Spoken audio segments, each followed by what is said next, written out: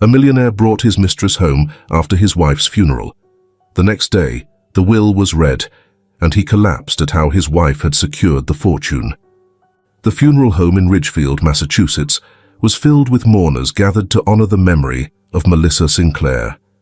Rain tapped gently against the stained glass windows, and quiet sobs echoed throughout the chapel. Melissa's casket, surrounded by elegant white roses, her favorite flowers, lovingly cultivated in the garden behind the Sinclair estate, was the focal point of the service. However, in a private room upstairs, Gabriel Sinclair, the 70-year-old real estate tycoon, appeared untouched by the grief surrounding him. He was busy typing on his phone, a faint smirk forming on his face. Barbara Lane, who had served as the Sinclair's housekeeper for 4 decades, watched in silence. Her voice quivered as she finally broke the tension. "Mr. Sinclair, people are waiting to start the service." Gabriel glanced at her briefly, brushing off her concern with a curt response. "5 more minutes. I'm waiting for someone." Someone soon arrived. Samantha Brooks, a striking 45-year-old marketing executive.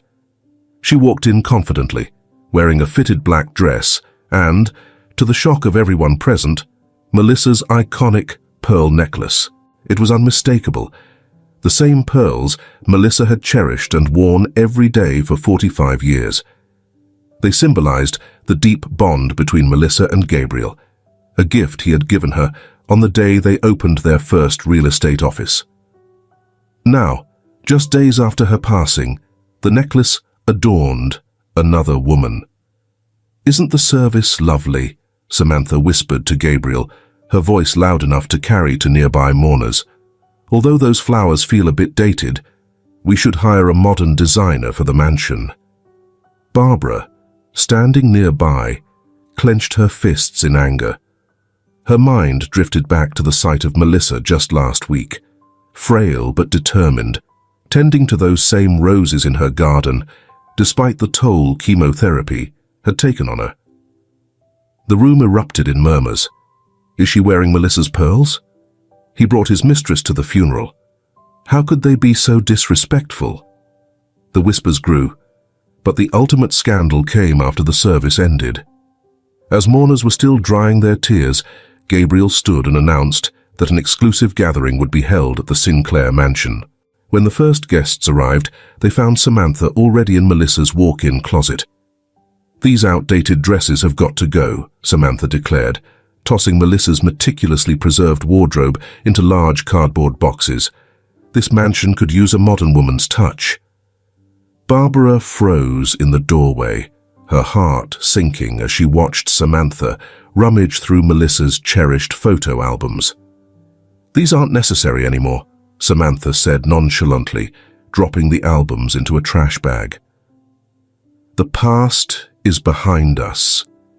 Then Barbara's eyes caught something. Melissa's treasured silver frame, holding her wedding photo, lying cracked and discarded amidst the rubbish. As Barbara gently retrieved it, a sealed envelope slipped from behind the frame. On the envelope, written in Melissa's distinctive Susanful script, were the words, "To be opened upon my death, for my one true love." Barbara quickly tucked the letter into her apron pocket, her hands shaking. She glanced up to see Samantha flaunting Melissa's pearl necklace around her neck. To Barbara's horror, Samantha also slid Melissa's wedding ring onto her finger, a ring that shouldn't even exist. Melissa had been buried wearing it. "Gabriel, darling," Samantha called out sweetly, "I found Melissa's wedding ring in her jewelry box. You must have swapped it out before the funeral. How thoughtful of you to keep it for me." Gabriel smiled smugly at his mistress. "Everything of Melissa's is yours now, my love. Tomorrow," he added, "we'll meet with the lawyers to finalize the will, and then we can move forward with our new life." But Gabriel had no idea that the letter tucked inside Barbara's pocket held more than just a few kind words. And at tomorrow's reading of the will, his life would take a devastating turn he could never foresee. As the evening shadows stretched across the estate, Barbara stood silently in the hallway, watching Samantha measure the master bedroom windows for new curtains. "These heavy drapes are dreadful," Samantha complained. "This entire house needs a fresh start." Thunder rolled across the sky, and for a split second, Barbara thought she caught Melissa's familiar grin reflected in the bedroom mirror. It was the same sly smile Melissa always had when she was 3 steps ahead of everyone else. Though Melissa had been gone for some time, Barbara knew one thing without a doubt. Tomorrow would be the day everything changed.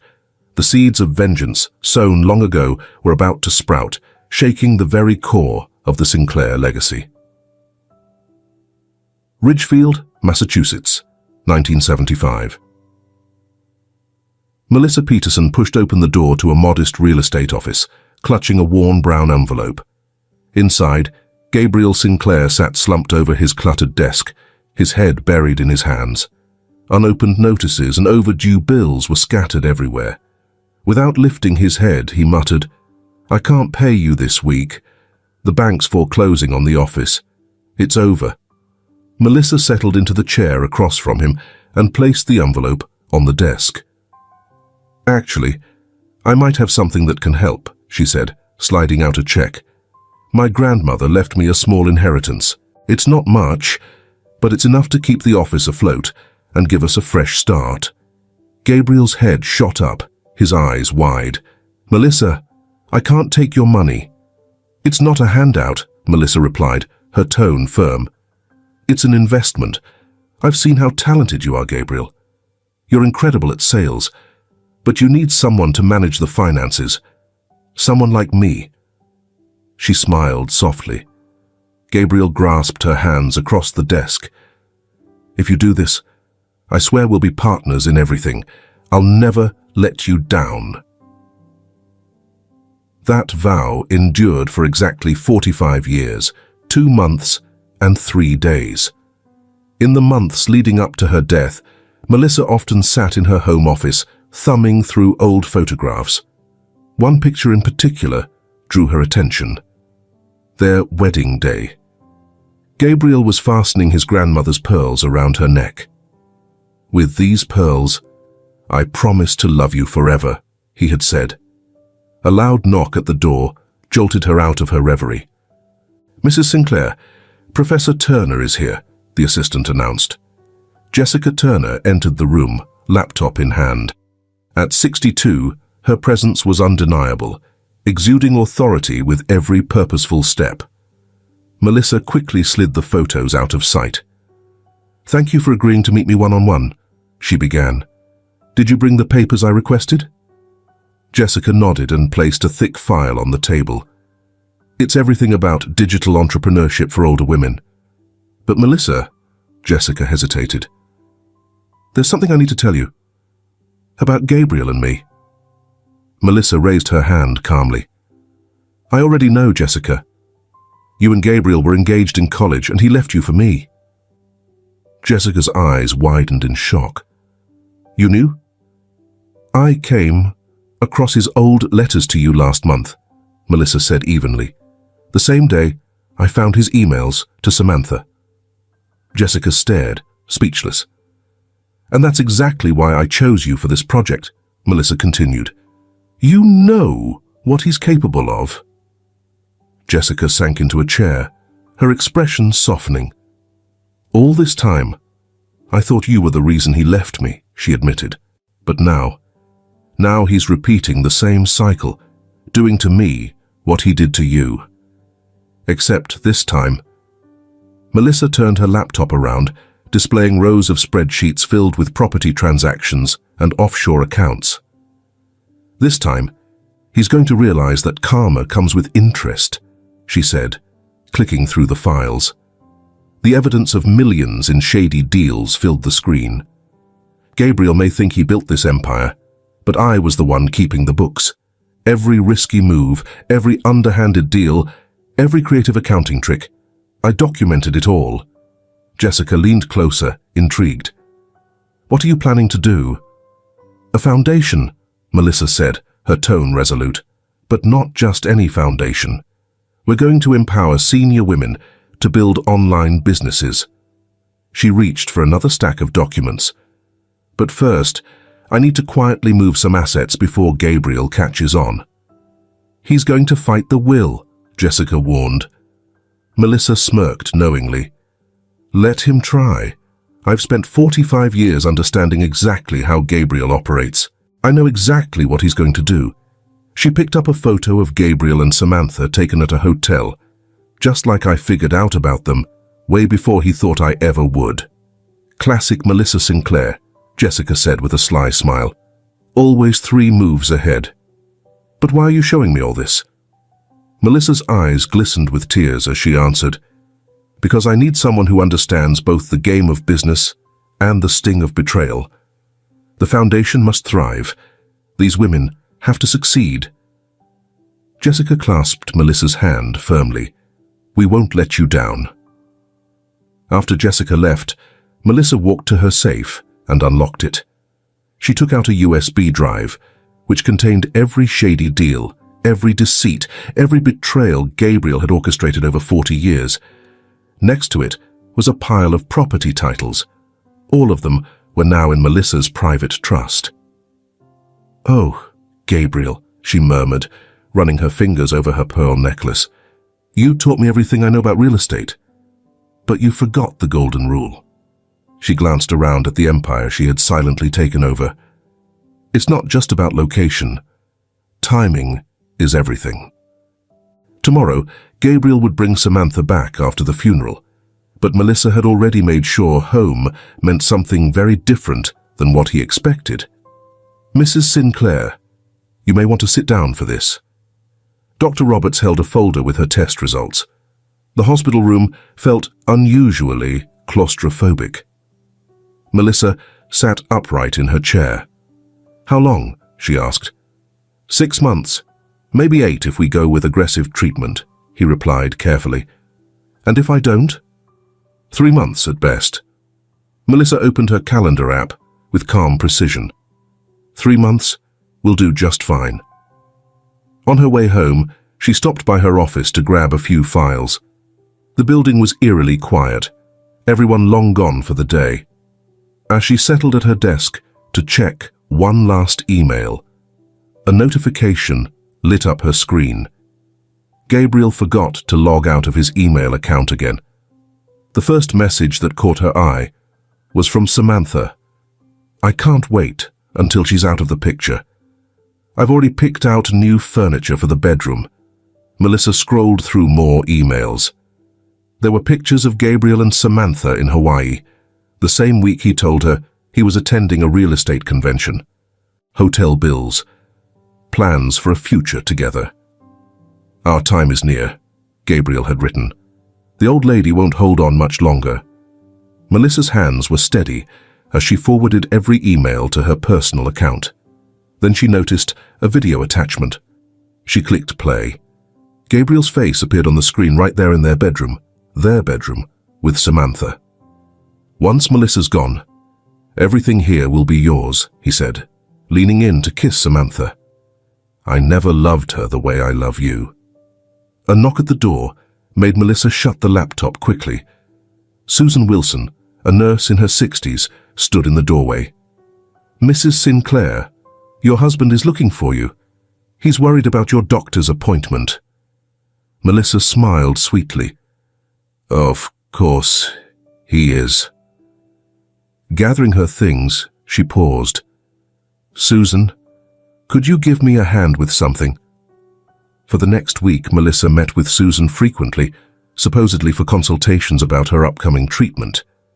But their conversations had little to do with cancer. Are you certain about this? Susan asked one day, studying an old photo Melissa had handed her. Absolutely. Does Gabriel know? Susan hesitated. About the baby? Melissa's gaze sharpened. Susan, I found the letters. From 1982, Gabriel got you pregnant during our first year of marriage and then paid you to vanish. Susan slumped into a chair. I never touched his money. I raised Thomas alone.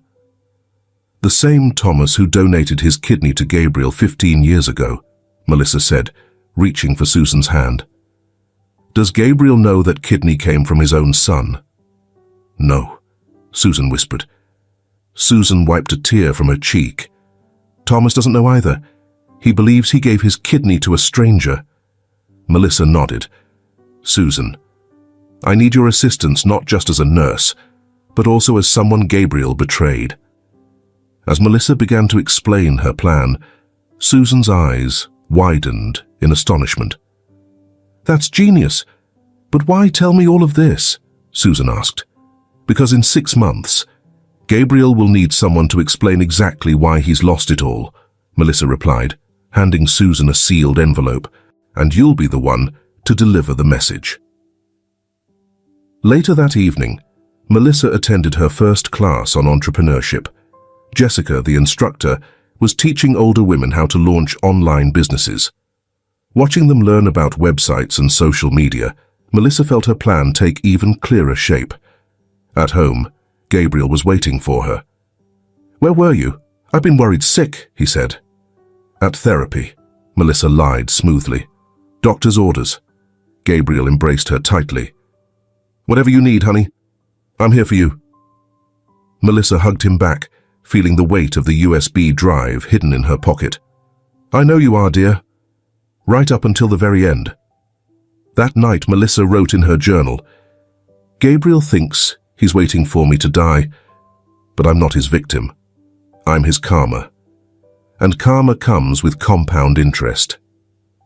She glanced at a photo of Susan's son, the kidney donor Gabriel never knew about, and smiled. Some secrets were meant to be carried to the grave. Others were worth saving for just the right moment. Tomorrow, she would begin selling their properties. Next week, she'd transfer the money. And in 6 months, Gabriel would learn the hard way that his biggest mistake wasn't betraying her. It was underestimating her. In the chemotherapy ward at Ridgefield Memorial, the air was filled with the low hum of conversation. Melissa sat in her usual chair, quietly observing as 2 other women worked on craft projects during their treatments. Emily Harper, a cheerful 70-year-old, passed around homemade cookies. Paula Lee, 66, sat quietly knitting caps for cancer patients, her hands moving steadily. Melissa, you must try one of these cookies, Emily insisted, offering a plate. It's my family's secret recipe, passed down for years.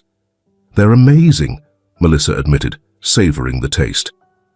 You could sell these, Emily sighed.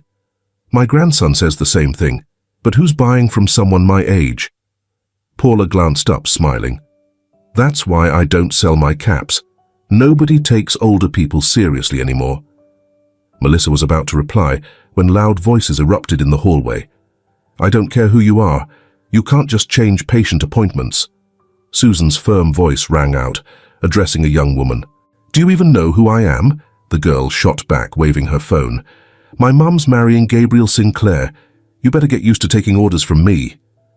Melissa sat straighter. That had to be Haley, Samantha's daughter. Later, at home, Melissa found Haley in her study, rummaging through drawers. Can I help you? Melissa asked firmly.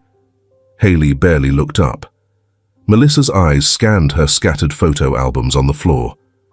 Those are private, Melissa said. We're private, Haley sneered. Mom says this will all be ours soon. She grabbed a photo. Who's this man with Gabriel? Melissa took the photo. Gabriel stood beside Jonathan Brooks, Samantha's father, 2 decades ago. Just an old business partner, she said. Mom never talks about my grandfather, Haley muttered. She said he abandoned her. Melissa sat down. Is that what she told you? Jonathan didn't abandon anyone. Gabriel ruined him. Haley froze. What do you mean? Jonathan Brooks was Gabriel's partner. Everyone, including the one where he discussed how to destroy Jonathan Brooks. But there's more. Samantha's been recording him too. Melissa's lips curled into a smile. Of course she has. She's Jonathan's daughter, after all. Melissa, these recordings, They could bring everyone down, Catherine warned. That's the goal, Melissa replied evenly. Sometimes, destruction is necessary to rebuild. That evening, Melissa met Emily and Paula at a cafe. A business course? Now? Emily asked, skeptical. Why not? Melissa said, pulling out a course outline. We've got skills, experience, and stories worth sharing. Let's make them work for us. Paula touched one of her knitted hats.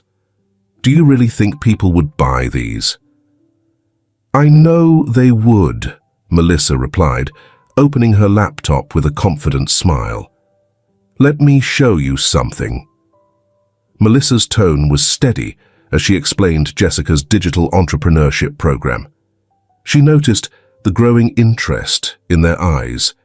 These women, like her, had been underestimated for years. Her phone vibrated with a message from Susan. Haley asked about her grandfather at the hospital today. She seems really upset, Melissa responded. The truth has a way of rattling people. Just as she hit send, another text came through from Barbara.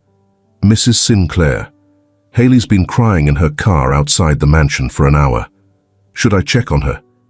Melissa's reply was swift. No. Let her work through it. The truth is best learned through experience. Melissa's gaze returned to Emily and Paula, now animatedly sharing ideas for their ventures. This wasn't about vengeance anymore. It was about building something lasting. Her legacy wouldn't rest on Gabriel's downfall, but on empowering those he dismissed. In Jessica's classroom at the community college, women over 60 sat engrossed in their laptops. From the back row, Melissa watched Emily create her cookie business website. Remember, Jessica told the class, your experience is your advantage. People trust wisdom. Melissa's phone buzzed once more. A text from her lawyer read, 3 more properties transferred. Gabriel hasn't noticed yet. Mrs. Sinclair, Linda, Gabriel's secretary for over 3 decades, appeared in the doorway. Mr. Sinclair is looking for you. He's furious about the Westbrook Plaza sale. Melissa checked her watch. Everything was on track. At Sinclair Real Estate, Gabriel was pacing in his office. Who approved the sale of Westbrook Plaza? That was worth millions, he barked. You did, sweetheart, Melissa said smoothly, handing him the document. Here's your signature, Melissa said, holding the paper. Gabriel froze. I didn't sign this. You did, last month. During dinner, when Samantha wore that red dress you bought her. Gabriel's face turned pale. How do you know about that dress? He stammered. The same way I know about the house in Miami, Melissa replied with a calm smile. I know everything, Gabriel. Before he could respond, his assistant rushed in. Sir, Turner Construction is withdrawing from all projects. They claim there's evidence of unsafe materials. What? That's ridiculous, Gabriel exclaimed. And Jensen's account, it's gone too, the assistant added, handing him resignation letters. Half the sales team quit this morning as well. Gabriel sank into his chair. This can't be real. It's real, Melissa said softly, just like you planned Jonathan Brooks's fall to be real. You don't know anything about that, Gabriel growled. Melissa played a recording from her phone. His voice, unmistakable, laid out the plan to frame Brooks. Where did you get that? Gabriel demanded. The same place I got everything else, Melissa said. You should really change your passwords, dear. Samantha stormed in just then. Gabriel, we have a major issue. Not now, he barked. Yes, now, she insisted. Haley's asking about my father. She found old articles about the trial. She knows what you did. As they argued, Melissa slipped out. In the hallway, she met Jessica. How many women joined? Melissa asked. 30 so far, Jessica said. Emily's cookies already have pre-orders, and Paula's caps are trending. Perfect. And the other matter? Melissa asked. Jessica handed her a stack of letters. Found them in the attic. Every promise Gabriel made before he left me for you. We'll need those later, Melissa said, for when he tries to fight the will. That afternoon, Melissa met with her lawyer. Is everything in place? Properties moved? Documents submitted? Evidence secured? She asked. He hesitated. Melissa, this isn't just revenge. You're dismantling everything he's built. Not dismantling, she corrected. Transforming. How many properties did we donate to the Women's Business Initiative? 5 office buildings and 3 retail spaces, he replied. Gabriel's going to explode. More than explode, Melissa said. He'll try to stop it. She handed him a USB drive. That's why we have this. Later at the hospital, Susan updated her. Thomas asked about his father again, Susan said. He's putting things together. Does he know he saved Gabriel's life? No, but as a doctor, he could access the transplant records. Melissa smiled. Perfect timing. Her phone buzzed with a message from Haley. Is it true? Did Gabriel ruin my grandfather? Melissa replied, Ask your mother about Project Sunrise. Ask why she came back to Ridgefield. That evening, Melissa joined her last class at Jessica's program. The women were sharing updates. Emily had deals with 3 restaurants. Paula's caps were featured in a fashion blog. Even Barbara was starting a home organizing business. You've given us our power back, Emily said. No, Melissa replied. I just reminded you where it was. On her way home, a message came from her lawyer. All transfers done. Everything's untraceable. Gabriel's name is gone. Melissa touched her pearls, the ones Samantha would wear, and smiled. Everything was set. Tomorrow marked the beginning of her final treatment. Within 3 months, her time would come to an end. But her revenge? That would endure. And Gabriel? He was about to realize that the empire he built on deceit was no match for the power of truth. It would all start with the ultimate price, his own son's betrayal. At the law office of Davidson and Partners, the room fell quiet as Melissa's will was about to be unveiled. Gabriel sat with an air of confidence, his hand resting on Samantha's. Barbara, still in her housekeeper's uniform, lingered in the corner, while Susan stood near the doorway, clipboard in hand. Before we begin, Mr. Davidson announced, Mrs. Sinclair instructed that we play a video first. Gabriel's brow furrowed. A video? He questioned, just as the screen came to life, revealing Melissa's face. She wore her signature pearls, the very ones now adorning Samantha's neck. Hello, Gabriel, her recorded voice greeted. If you're watching this, I'm no longer here. By now you've probably already moved Samantha into our home, she said, her voice calm but firm. But let's talk about that home for a moment. And the empires built on lies. Gabriel's confident smirk began to waver. First, Melissa continued, the Sinclair real estate empire. Over the past 6 months, I've been transferring properties out of the company, all perfectly legal, all with your signature. Do you remember those documents you signed over dinner with Samantha? Gabriel's face turned pale. 75% of the properties have been sold, Melissa went on. The proceeds established the Melissa Sinclair Foundation for Women's Entrepreneurship. The remaining properties, donated directly to the foundation. This is impossible, Gabriel shot up from his chair.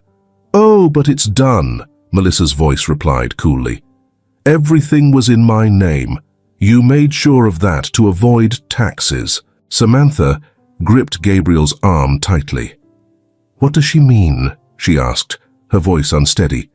Melissa leaned forward with a pointed look. Don't forget the building code violations you covered up, the fraudulent loans, and poor Jonathan Brooks, Samantha's father. You framed him to hide your crimes. Samantha let go of Gabriel's arm, her hand trembling. The evidence is secured with several law firms. If you contest this will, everything goes straight to the authorities. Mr. Davidson paused the video. Shall I continue?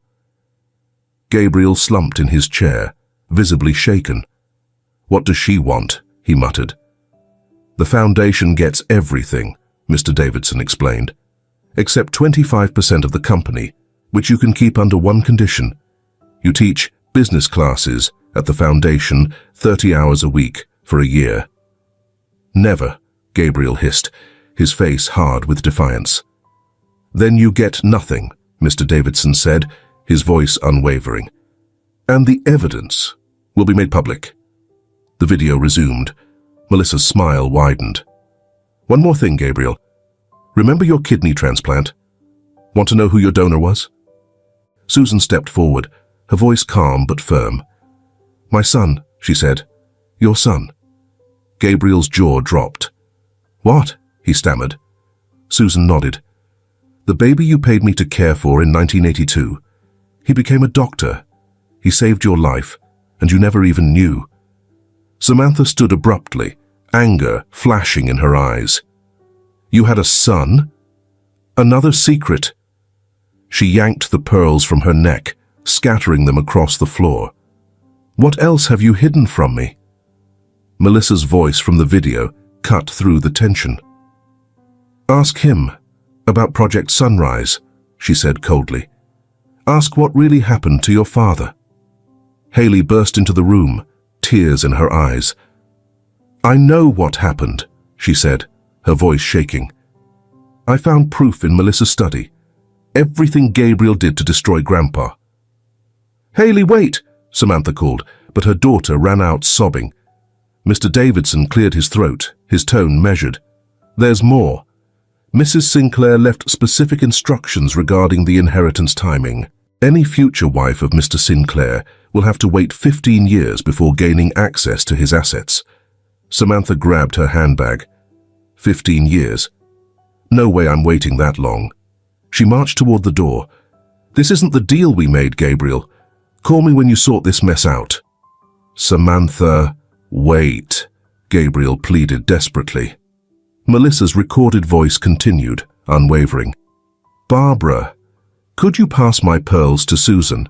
She'll need them as she steps into her role as the Foundation's director. Gabriel stood motionless, watching as Susan gently put on Melissa's pearls. Then, Melissa's final words echoed. Oh, and Gabriel, remember when you told me you never loved me the way you loved Samantha? You weren't wrong. I loved you enough to build an empire with you. But you loved me so little that you couldn't even wait until my funeral to replace me. The screen went black, leaving a silence that spoke volumes. Gabriel sat in silence among the ruins of what he had once created. The Foundation's first classes start next week, Susan informed him. Don't be late. Your students will be expecting you. As the others left the room, Barbara quietly placed an envelope in front of Gabriel. Mrs. Sinclair wanted you to have this privately.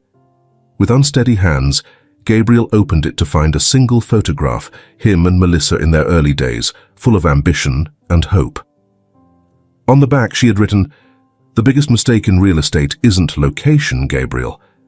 It's thinking you own something that never truly belonged to you. When Gabriel looked up, he discovered himself alone in the conference room, with a collection of documents listing everything he had lost or purposefully destroyed. 3 weeks later, Gabriel sat in his office, phone in hand. Samantha hadn't returned his calls. He'd seen the news from Miami. She was now dating Tom Reynolds, his fiercest rival. You've got 20 minutes before your first class, Susan announced from the doorway, her calm demeanor underscored by Melissa's pearls. The Foundation won't manage itself. I'm not here to teach anyone anything. Next step, the FBI gets the evidence. Susan placed a folder on the desk in front of him. Your call. The room was packed with women, all over 60. Emily sat up front, her laptop already displaying her cookie business website. Paula carefully laid out her knitting samples across the desk. Welcome to Business Marketing 101, Gabriel grumbled. Speak louder, a voice called from the back. "Some of us lost our hearing laughing at guys like you." Laughter rippled through the class. Gabriel spotted the source of the comment: Diana Chang, a woman he had evicted from one of his properties the previous year. His phone vibrated. A text from his lawyer appeared. "The FBI is asking questions about Project Sunrise. Someone sent them documents." Another message buzzed in from an unknown number. "Dad, we need to talk." Gabriel's hands trembled as he looked up, catching Susan's steady gaze. "He figured it out on his own," she said, her voice low but firm. "Check the transplant records at the hospital. Does he know everything? About you paying me to disappear?" "Yes," Susan replied, stepping closer. "He knows. He also knows how you threatened to ruin my nursing career if I ever told the truth." The classroom door swung open. Thomas entered, tall, composed, and wearing a doctor's coat. This thrilling story, with many twists and turns, must be making you quite surprised. Leave a comment, Coca-Cola, to relax a bit before we continue the story. Gabriel's breath caught as he saw his own eyes staring back at him. "Class dismissed," Susan said sharply. "Except you, Gabriel, you need to hear this." As the women filed out, Thomas took a seat across from him. "So, you're the man who abandoned my mother." "I was young. I made mistakes," Gabriel stammered. "Spare me." Thomas placed a stack of hospital records on the desk. "I'm also the one who saved your life. Genetics are funny, aren't they? Almost a perfect match." "Thomas, I can explain." "Explain what? How did you pay my mother to disappear? Or how? In 40 years, you never once cared to ask about your son." Susan stood silently by the door, her expression unreadable. "I have a trust fund," Gabriel said. "I can fix this." "Fix it?" Thomas scoffed. "Melissa already took care of that. She left me controlling interest in the medical center, the one where you cut every corner." Gabriel's phone buzzed again. His lawyer was calling, warning him about the SEC's investigation into his offshore accounts. Melissa's evidence was airtight. "She planned this," Gabriel whispered. "Of course she did," Susan said, stepping forward. "Melissa made sure Thomas would control the medical center. She also ensured I'd run the foundation, and you'd lose everything that mattered." "I still own 25% of the company," Gabriel said desperately. "About that," Thomas replied, holding up some papers.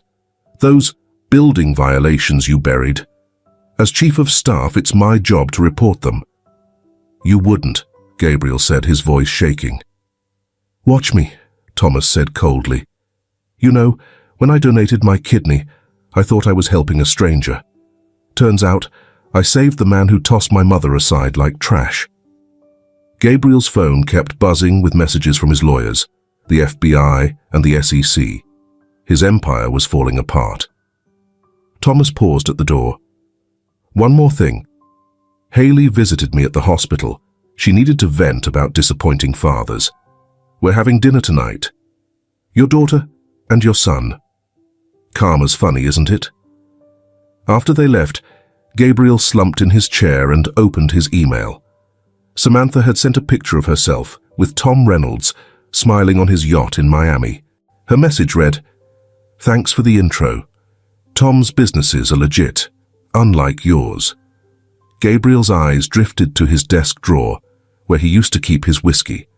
Gabriel's heart sank as he unfolded the note, the familiar curves of Melissa's handwriting spelling out a bitter truth. "The worst prison isn't built with bars, Gabriel. It's built with the choices we make." His phone buzzed again, the vibration cutting through the silence. The message was brief. "Mr. Sinclair, this is the FBI. We need to discuss Project Sunrise." Gabriel turned to the window, his eyes falling on the foundation building next door. Through the glass, he could see his former clients, now students, creating futures he had once jeopardized. Those dreams, rising from the ashes of his lies, were out of his control now. He could only watch, lesson by lesson, as they took shape. 2 months into teaching, Gabriel noticed an undeniable shift. His students weren't just learning, they were succeeding. Emily's cookies were now sold across 5 states. Paula's knitting patterns were viral hits online. Barbara's home organizing service had a months-long waiting list. Today's topic is online marketing, Gabriel announced, this time without Susan having to prompt him. Diana Chang raised her hand, her sharp gaze cutting through him. Like Melissa's website, she asked. Gabriel's voice faltered. What website? The one she created to document everything, Diana replied, opening her laptop. She started it after learning about Samantha. The room went still as Diana turned the screen around. A timeline appeared, each entry meticulously detailing Gabriel's betrayals over 40 years. Melissa was my best friend in college, Diana said calmly, before you stole her from her fiancé, Jonathan Brooks. Gabriel collapsed into his chair, stunned. Melissa was engaged to Samantha's father. Diana's smile held no warmth. Jonathan adored her, but you promised her a bigger dream. When he threatened to expose you, you destroyed him. That's why Samantha came back, Gabriel whispered, the pieces of his past snapping into place. She's not Jonathan's revenge. She's Melissa's justice.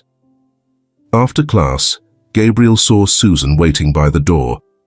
It's time for your meeting with Thomas, she reminded him. The hospital cafeteria was almost empty. Thomas and Haley sat together, looking through old photos. Dad used to bring me here, Haley said, before he disappeared. Before Mom married that rich guy in Miami. My mom worked shifts here, Thomas replied, a single mom raising a doctor.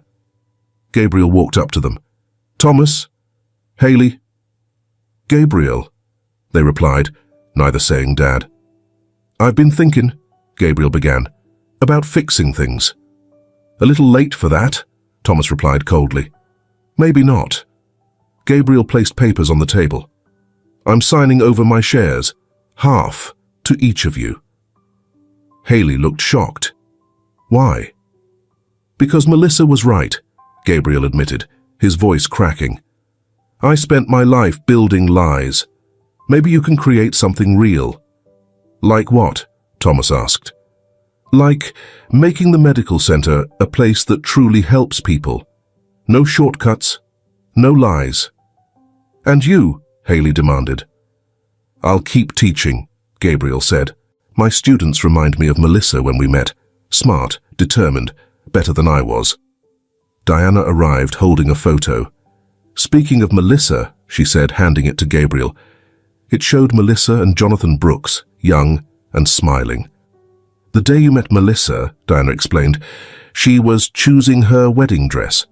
Jonathan had spent years saving for their real estate business. Then you offered her a partnership. Gabriel stared at the photo, his voice low. I didn't know. You never took the time to ask, just like you didn't ask about Thomas, or why Samantha really returned, or why Melissa held on to every receipt, document and shred of evidence, exposing your deceit for 4 decades. But why bring this to my attention now? Diana gave Melissa's trademark, knowing smile. Because tomorrow's lesson is about karma, and you're the prime example. That evening, Gabriel stayed late at the foundation. A new visitor approached his desk, an older woman he didn't recognize. Can I help you? Actually, I'm here to help you. She sat down, calm and assured. I'm Jonathan Brooks's mother. Melissa asked me to give you this after she passed. She handed him a sealed envelope. Inside was the original partnership agreement Gabriel had signed with Melissa, dated 1975. Scrawled across the bottom, Melissa had written, "The best revenge isn't destroying someone's dreams, Gabriel. It's letting them feel what it's like to see others build their dreams on the ruins of yours." Gabriel looked up, stunned, but Jonathan's mother had already left. He glanced out the window at the courtyard, where his students were gathered. Women he might have dismissed in the past were now creating thriving futures, not with lies like he had used, but with the truth Melissa had empowered them with. For the first time, Gabriel Sinclair felt the weight of true poverty. The foundation flourished beyond Melissa's wildest dreams. 6 months after it opened, Emily's cookie business secured a contract with a national grocery chain. Paula's knitting patterns earned her a feature on a popular morning show. The waiting list for classes swelled to over 300 women. Gabriel witnessed it all from his modest office, a repurposed gardener's shed on the mansion's grounds. "Your 9 o'clock is here," Susan announced, interrupting his thoughts. Samantha entered, her demeanor noticeably more subdued than before. The high-end designer outfits were gone, replaced with straightforward business attire. She took a seat and spoke plainly. "Gabriel, we need to talk. Is this about Tom Reynolds throwing you out after he lost everything in Miami?" Gabriel asked as Samantha sat down. "I deserve that," she admitted. "But I'm not here for money." "Then why?" Samantha pulled out an envelope. "Because Melissa knew this would happen. She left it with her lawyer and said to give it to me when I had nothing left." Gabriel leaned forward. "What does it say?" Samantha unfolded the paper, her hands trembling. "It's a job offer. Teaching marketing at the foundation. She knew I'd fail in Miami. She knew I'd come back." "And you want the job?" Gabriel asked softly. "I want to make things right. With Haley. With my father's legacy."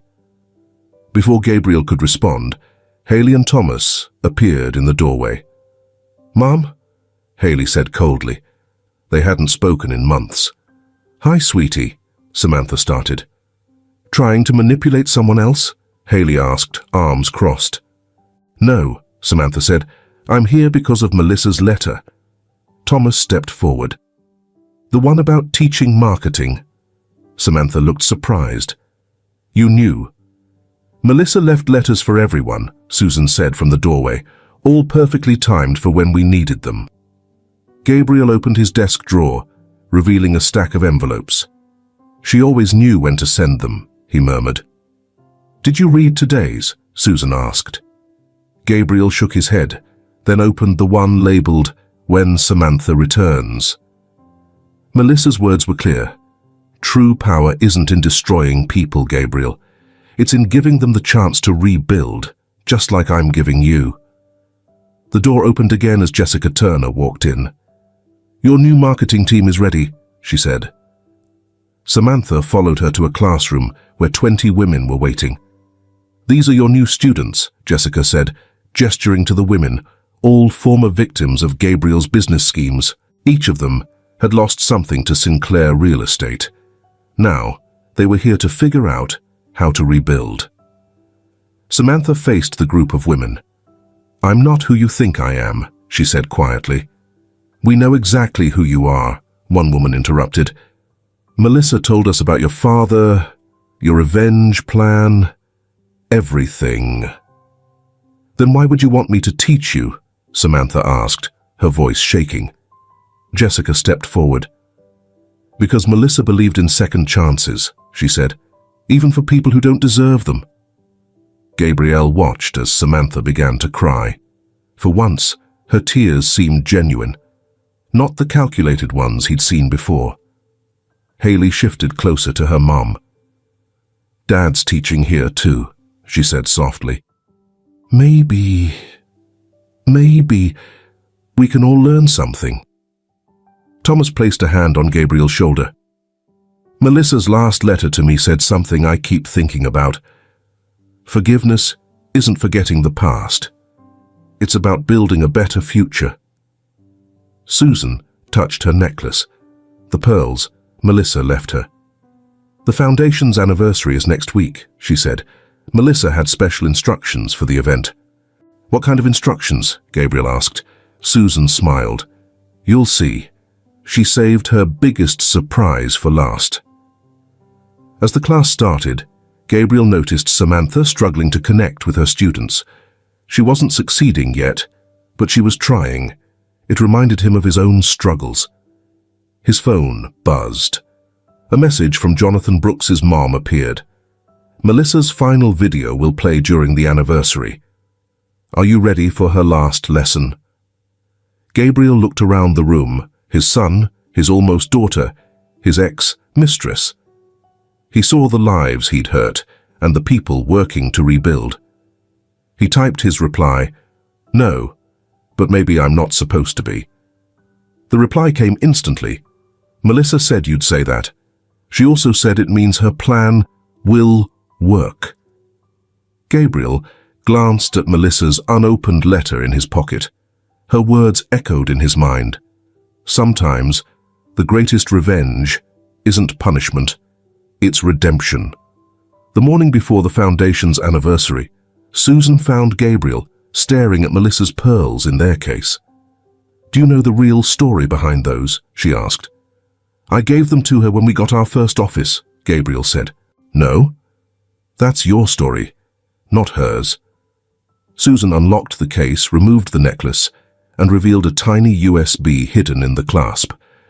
Melissa never wore these just for looks. They were her insurance. Every conversation, deal, and lie is recorded here. Gabriel sat down, stunned. All this time. "That's not the biggest secret," Susan said, pressing the largest pearl, which clicked open to reveal a microchip. "This holds everything on Project Sunrise, your offshore accounts, and why Jonathan Brooks went to prison." "Why? Tell me now," Gabriel asked. "Because Melissa's final video airs tomorrow. You need to be ready." Jessica entered, carrying letters. "I found these in my attic," she said. "Every promise you made to me before you left for Melissa. She told me to keep them until now." Gabriel took the letters. "I was different then." "Were you?" Jessica replied, placing Melissa's diary on the desk. "Read page 43. Gabriel opened it. "Today," Gabriel proposed. "He doesn't know I heard him make the same promises to Jessica last month, but I said yes anyway. Someone needs to stop him from hurting others, even if it takes 40 years.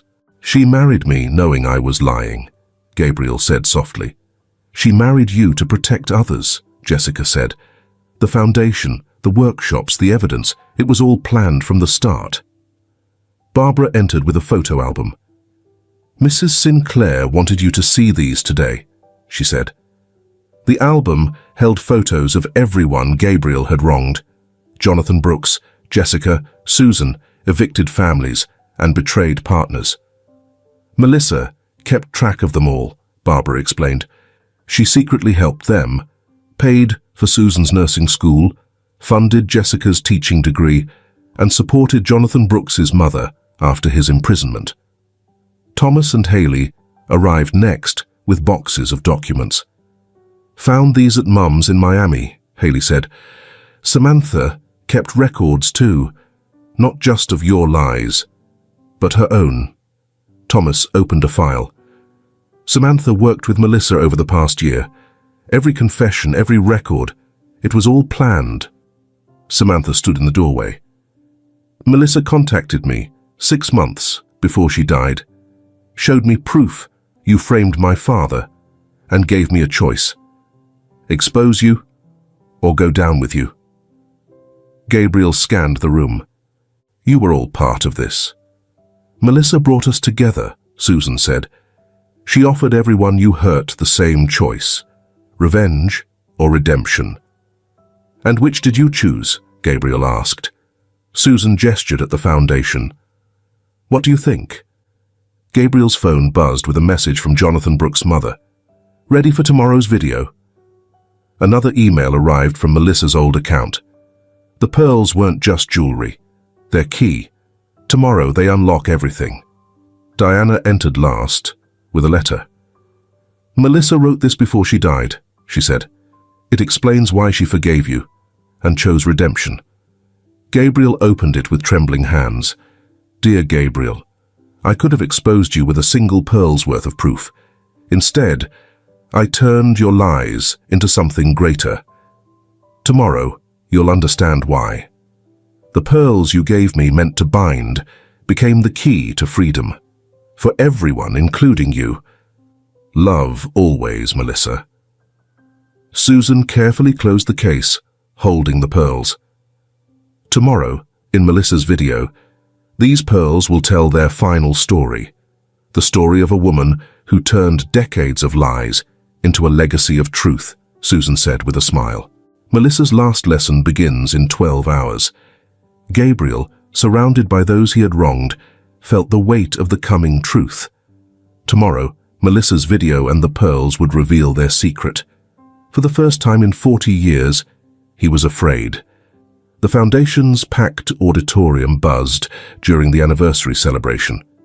100 graduates sat proudly at the front. Emily's cookies were served, and Paula's scarves adorned every chair. From the back, Gabriel watched Susan approach the podium, wearing Melissa's pearls. "Welcome to our first graduation ceremony," Susan began. "Before we celebrate, Melissa left us a final message." The lights dimmed as Melissa's smiling face appeared on screen. "Hello, my dear students," she said warmly. "If you're watching, it means we've succeeded beyond my hopes. But there's one final lesson about love, forgiveness, and legacy." The video split to footage of Gabriel bringing Samantha home after the funeral, wearing Melissa's pearls. "Gabriel, I knew about Samantha long before you thought I did, just like I knew every betrayal, every scheme. The pearls you gave me recorded everything." Gasps filled the room as Susan removed the necklace, revealing its hidden technology. "You never understood," Melissa said. "This wasn't revenge. It was love. Love for everyone you hurt.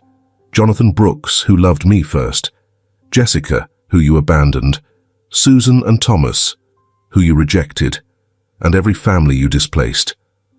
The screen showed graduates starting businesses and rebuilding their lives. "This foundation isn't just about business," Melissa continued. "It's about turning pain into purpose. Your lies became lessons. Your betrayals, new beginnings." Her face softened. "Susan, open the pearl." Susan twisted it, revealing a small key. "In the basement, behind the old wine rack, is a safe this key unlocks." Thomas and Haley retrieved documents. "These prove Jonathan Brooks's innocence," Melissa said. "They also protect everyone here from legal repercussions. The FBI has copies. Your empire wasn't just transferred, Gabriel. It was transformed, legally and permanently." The screen split, showing success stories. "Emily's cookies are nationwide, Paula's designs are in magazines, and every woman here built beauty from your deception," Melissa said, eyes wet. "But my greatest hope was your redemption. These months teaching here, you've changed." Clips of Gabriel teaching played. "Your graduation gift is forgiveness. Not just from me, but everyone you wronged. They chose it, inspired by what we built." The audience stood, following Susan's lead, and turned toward Gabriel. "We forgive you," they said together. Melissa's voice echoed. "The pearls are yours now, Gabriel. Not to remind you of your lies, but to mark your transformation. Susan will give them to you after this video. They no longer hold evidence, only the power to record new truths." Gabriel wiped his tears as Susan approached with the necklace. "And one more thing," Melissa added. "Jonathan Brooks is here." The back door opened, and Jonathan Brooks, older but strong, stepped in. "Hello, Gabriel," he said. "Melissa asked me to be here," Jonathan explained. "Something about closing circles and opening hearts." Melissa's voice continued. "Love isn't about ownership, Gabriel. It's about purpose. I loved you enough to stop you, to help you change, and to show you true wealth lies in what we give." As the screen went dark, Gabriel held the pearls. "I don't deserve these," he whispered. "No, Susan replied, "but you've earned the chance to become someone who does." The audience applauded as Gabriel walked to the podium, pearls in hand, his journey of redemption just beginning. A year later, the Sinclair mansion became a community center. Emily's cookie business filled the ballroom with warmth, and Paula's knitting workshop thrived in the sunroom. Gabriel lived in the gardener's cottage, teaching in the same rooms where he once schemed. His proudest moment was seeing Diana Chang turn her eviction story into a housing advocacy program that helped hundreds. "Your 9 o'clock is here," Susan announced. Gabriel glanced up to see Jonathan Brooks at the doorway. "Thought we should talk," Jonathan said, "about Melissa, about everything." Walking through the foundation's halls, they watched women learning and building their futures. "She cared for you first," Gabriel said. Jonathan replied, "Later she cared about what you could become. Even then, she saw something in you worth saving." They reached Melissa's garden, now cared for by Samantha, who had turned her love for landscaping into a thriving business. "Samantha's doing great," Jonathan noted. "Her marketing classes are the most popular." Gabriel recalled how Melissa's video had inspired Samantha to honor her father's name and rebuild ties with Haley. Thomas appeared in his doctor's coat. The medical center he ran with Haley had become a model for ethical care. "Dad," he called, a first, "we need your input on the housing project." The project, Gabriel's idea, aimed to give seniors affordable homes to launch businesses. The first residents were moving in next week, on land that once held one of Gabriel's most controversial developments. Inside, the mansion buzzed. Barbara's organizing business now helps others declutter their lives. Her book, dedicated to Melissa, was a success. Susan's pearls now symbolized program graduates, with 3 strands so far. "Special delivery," Emily called, bringing cookies. Her growing company employed 15 other graduates from the foundation. The second anniversary celebration was nothing like the first. This time, there were no secrets to unveil or pain to transform, only success to share and new dreams to build. Haley burst in, thrilled. Mum's group just got their first big client. Meanwhile, Samantha's support group for women with difficult fathers had become a beacon of hope. Partnering with Thomas's medical center, they now offered counseling and career advice. "Melissa would have loved this," Gabriel said, observing the bustling activity. "She does," Susan replied. "This is all her vision." Among the mail, Gabriel found a letter in Melissa's handwriting, her final message to him. "Dear Gabriel, true wealth isn't in money or buildings, but in the lives we change. You lost an empire of lies and gained a legacy of truth. That's the real American dream, not just success, but significance. Keep growing and proving it's never too late to become who you were meant to be. All my love, Melissa." That evening, Gabriel addressed the audience, wearing Melissa's pearls as a symbol of transformation. "A year ago, we thought Melissa's story had ended. We were wrong. It was just the beginning," he said. "She didn't just build a foundation. She built a future for all of us. True power isn't in taking, but in giving. Not in destroying dreams, but nurturing them." Beside him, Jonathan Brooks stood as a partner, their rivalry replaced by purpose. Thomas and Haley sat side by side, their unexpected sibling connection, a living example of Melissa's dream for renewal. Samantha quietly observed from the back of the room as her marketing students, who had previously seemed out of her reach, had given her a love she once believed was unattainable. "Today, we're officially launching the Melissa Sterling Scholarship," Gabriel announced. "This program will give 50 women over 60 the chance to launch their own businesses every year, thanks to the proceeds from the sale of my remaining properties." Susan joined him at the podium, her elegant pearls shining under the lights. And we're expanding, she added with a proud smile. 5 new locations across the nation. Melissa's vision is going nationwide. The celebration carried on into the evening. On plates painted by another scholarship recipient, Emily served her well-known cookies. Paula's vibrant scarves adorned shoulders that now stood taller with confidence and pride. Barbara had seamlessly organized the event, her best-selling book prominently displayed at every table. Out in the garden, under a canopy of stars, Gabriel sat quietly on Melissa's favorite bench. The nearby medical center glowed softly in the distance, a powerful symbol of his newfound values, far removed from his past unethical practices. Beyond it, a housing project stood tall, each home symbolizing a new beginning for someone in need. "You did well, Melissa," he murmured into the night. "You took a man who tore down dreams and turned him into someone who helps rebuild them." A shooting star lit up the sky above. Gabriel touched the pearls hanging around his neck, no longer evidence of guilt, but now a symbol of redemption and hope. Inside, the mansion buzzed with energy. Women who had previously received little attention from society were now leaving their own legacies, not in imposing skyscrapers, but in deeds of bravery and hope. In Melissa's beloved garden, roses she had planted years ago filled the air with their fragrance, carrying her final message on the breeze.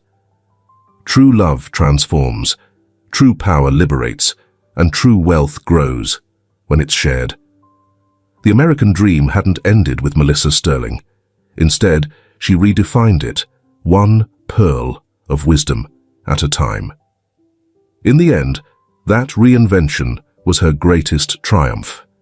If this film touches your heart, leave your mark with a like, and don't forget to subscribe to our channel to explore more meaningful stories with us.